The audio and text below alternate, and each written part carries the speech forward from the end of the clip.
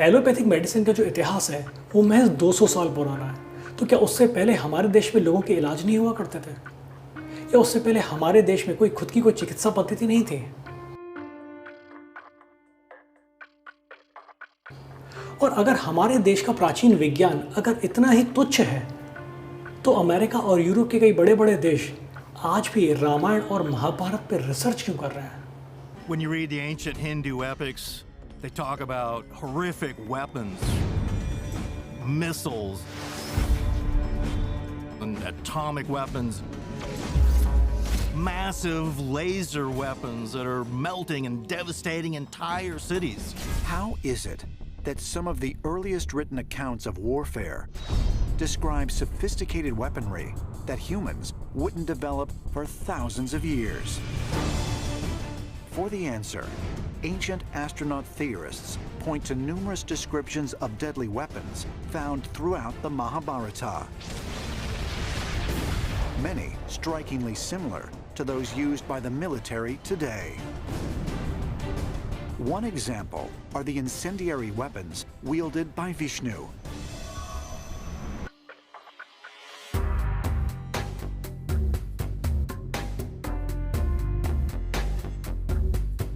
किसी भी देश को गुलाम बनाना हो तो सबसे पहले उस देश के लोगों की आस्था को तोड़ना पड़ता है। किसी भी देश की स्वतंत्रता की रक्षा उस देश की सेना से पहले उस देश के लोगों के अंदर अपनी संस्कृति के प्रति जो आस्था होती है वो करती है।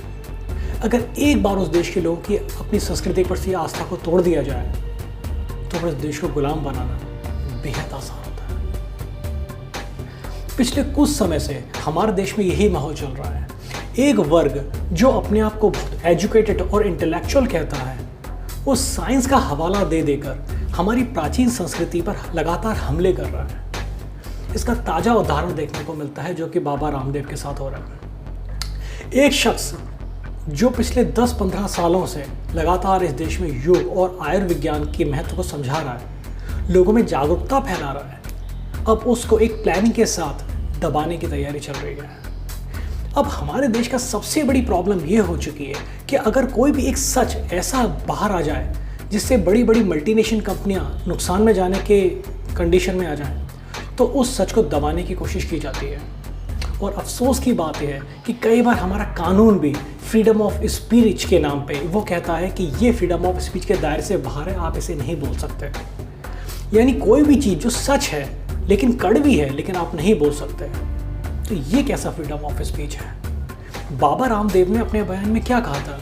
बाबा रामदेव ने यही तो कहा था कि एलोपैथी जो है वो इंसानों के इलाज कम कर रही है, उन्हें बीमार ज़्यादा कर रही है। और कोरोना के टाइम पे जितने लोग कोरोना बीमारी से नहीं मरे, उससे कहीं ज़्यादा लोग एलोपैथी इलाज की वजह से मरे हैं। तो अगर कहा जाए तो ये गलत तो नहीं है, ये काफ़ी हद तक सही है। क्योंकि कहते हैं ना कि जब सही चीज़ निकलती है तभी इंसान को चुभती है। तो क्या यही बात आईएम को इतनी चुभ गई कि वो बाबा रामदेव को सुप्रीम कोर्ट तक धकेल के ले गए? क्यों? क्योंकि बाबा रामदेव ने सच बोल दिया। अब स्थिति यहाँ तक गंभीर होती चली जा रही है कि लोगों को इस तरीके से प्रभाव डाला जा रहा है मीडिया द्वारा कि जो इंसान अपनी प्राचीन संस्कृति की बात करने लगे उसको तो मूर्ख कहा जाता है। तो मैं उन लोगों से भी एक सवाल पूछना चाहता हूँ कि अगर वो इतने ही ज़्यादा वैज्ञानिक दृष्टिकोण को यकीन करते हैं, तो आप मुझे एक सवाल का जवाब दीजिए, क्या इलेक्ट्रॉन, प्रोटॉन और न्यूट्रॉन्स को आपने खुद अपनी आंखों से देखा है? क्या आपने खुद देखा है कि कोरोना वायरस कैसा दिखता है? कितने लोगों ने देखा है? आप कहेंगे हमारे वैज्ञानिकों ने देखा है। अगर आप कहेंगे हमारे वैज्ञानिकों ने देखा है और उनके पास इसके एविडेंस है, तो इससे ज़्यादा बेटर तो मैं ये कहना पसंद करूँगा कि मैं भी उन बातों पर ही यकीन करता हूँ जो हमारे ऋषि मुनियों ने कही हैं। अगर जब कहीं सुनी बातों पर ही यकीन करना है तो मैं पश्चिम के डॉक्टरों से बेटर अपने प्राचीन ऋषि मुनियों की बातों पर यकीन करूँगा।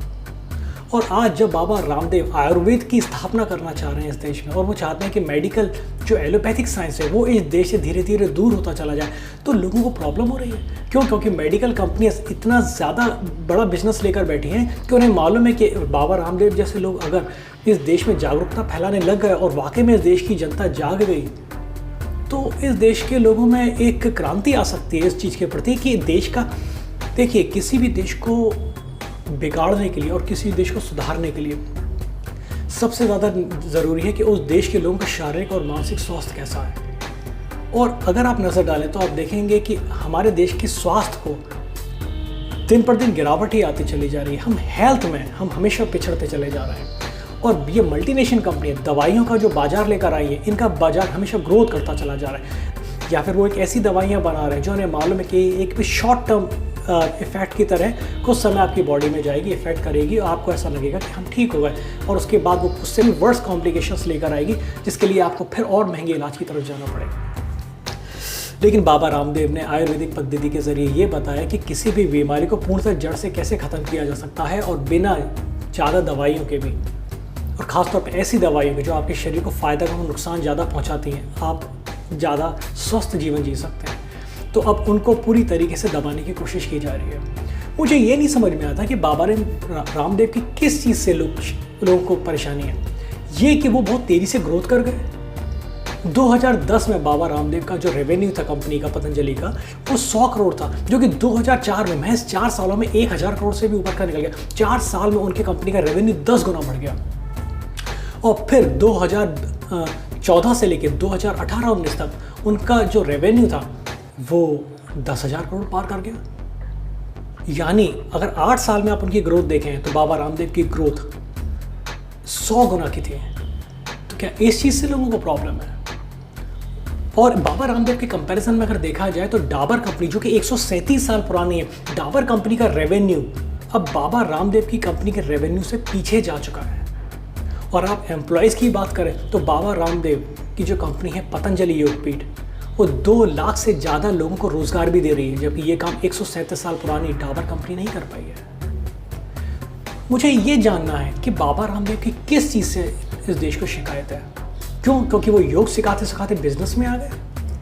क्यों बिजनेस मना है कि अगर वो कर रहे हैं तो बिजनेस में प्रॉब्लम है कि किसी को क्या प्रॉब्लम है? क्यों? क्योंकि उन्होंने बिजनेस में आके कई ऐसे लोगों के धंधे को ठप पड़ दिए जो बरसों से अपनी दुकान चला रहे थे। तो आपका धंधा बंद हो गया, इसलिए आपको प्रॉब्लम है। अदरवाइज अगर आप देखें तो बाबा रामदेव के योग ग्राम से लेके उनकी मेडिसिन से लेके किसी भी चीज़ पर जाएं तो बाबा रामदेव ने आज तक, बाबा रामदेव ऐसा कोई भी डायरेक्टरी मार्क नहीं है जिसके लिए आप ये कह सकें कि ये बाबा रामदेव ने बहुत बड़ा जैसे अपराध कर दिया। और ख़ास तौर पे हमारे देश को अगर जब पूरी तरीके से मल्टीनेशनल कंपनियां चलाएंगी तो जाहिर सी बात है बाबा रामदेव जैसे लोगों को हमेशा ही दबाया जाएगा। अब एक व्यक्ति जो चरक संहिता, सुश्रुत संहिता, वाघभट्ट का ज्ञान हमारे देश में फैला रहा है, अगर ये ज्ञान हमारी आज की पीढ़ी को हो गया तो जाहिर सी बात है वो पश्चिमी सभ्यता को थोड़ा सा अवॉइड करना शुरू कर देगी। तो जहाँ हमने थोड़ा सा भी अवॉइड किया तो हमारी पॉपुलेशन इतनी है कि बड़ी से बड़ी मल्टीनेशनल कंपनियों के व्यापार ठप हो जाएंगे। तो क्या इसके पीछे ये वजह है कि इसलिए बाबा रामदेव को दबाया जा रहा है? बाबा रामदेव ने जो बोला वो एक सच था, बस वो कड़वा था। सच था इसलिए तीर बहुत निशाने पे लगा है और आईएमए बौखला चुका है। आईएमए की सच्चाई क्या है इसके बारे में भी जानना आपको चाहिए। आईएमए के अध्यक्ष कौन है, इनका एजेंडा क्या है, और हमारे देश में कितनी बीमारियां ऐसी हैं जिनके इलाज आज तक नहीं ढूंढ पाए हैं। अगर इतने मॉडर्न साइंस है तो इलाज ढूंढ देना। तो एक चीज़ ध्यान रखिए, वो लोग जो आपको ये कहते हैं कि बाबा रामदेव को डिफेम करने की कोशिश करते हैं, उनसे एक बार ये भी पूछिए कि मल्टीनेशनल कंपनियों ने जो इतनी आज तक तरक्की करी है, इनका टर्नओवर तो हर साल बढ़ता चला जा रहा है, लेकिन ये कभी भी आज तक कई ऐसी लाइलाज बीमारियों का इलाज क्यों नहीं ढूंढ पाए? कई बीमारियां ऐसी हैं जो बरसों से आज पेंडिंग जैसी पड़ी हुई हैं कि उनका इलाज ही नहीं आ रहा है। क्यों? क्योंकि उनका जो ट्रीटमेंट है, जैसे टेम्परेरी ट्रीटमेंट कहते हैं, मैनेजमेंट जिसे कहते हैं, वो इतना एक्सपेंसिव है कि एक इंसान जब वो इलाज करने जाता है तो अपनी कई बार लाइफ की एक बहुत बड़ी सेविंग खर्च कर देता है। यार उन्हें आपकी लाइफ सेविंग से क्या मतलब है? और बाबा रामदेव एक ऐसे इंसान है कि आप उनके योगग्राम चले जाएंगे तो कई लोग बड़ी से बड़ी बीमारियां, असाध्य बीमारियां जिनको एलोपैथी डॉक्टर कह चुके होते हैं कि हमारे बस का नहीं, वो वहाँ ठीक कर देते हैं। तो क्या बाबा रामदेव की इस क्वालिटी से प्रॉब्लम है? हाँ, बाबा रामदेव की एक चीज़ ऐसी है जिसमें मैं मान सकता हूँ कि हम शिकायत दर्ज कर सकते हैं, ठीक है? और वो शिकायत मैं ये दर्ज करा सकता हूँ कि कई प्रोडक्ट ऐसे हैं और कई ब्रांचेस ऐसी हैं जहाँ पे बाबा रामदेव किसी कारणवश अपनी क्वालिटी कंट्रोल नहीं रख पा रहे हैं। क्वालिटी कंट्रोल न रख पाना ये बात फैक्ट है कि कई प्रोडक्ट्स में कई बार क्वालिटी का इश्यूज आ जाते हैं, लेकिन इसका मतलब ये नहीं कि बाबा रामदेव के जीवन भर के उनके प्रयास को, उनकी मेहनत को और जो देश को वाकई में बनाने के लिए उन्होंने प्रयास किए हैं उसको हम नकार दें। वो एक ऐसे इंसान है जिन्हें आप अंगूठा छाप नहीं कह सकते हैं। वो इंसान जो वेद पुराण पढ़ के बैठा हुआ है, जिसने चरक संहिता पढ़ी है, जिसने शुश्रुत संहिता पढ़ी है, जिसने वाघभट्ट जी के ग्रंथ पढ़े हैं, और वो इंसान को आप लोग कह रहे हैं कि इस इंसान को कौन सा मेडिकल साइंस का ज्ञान है।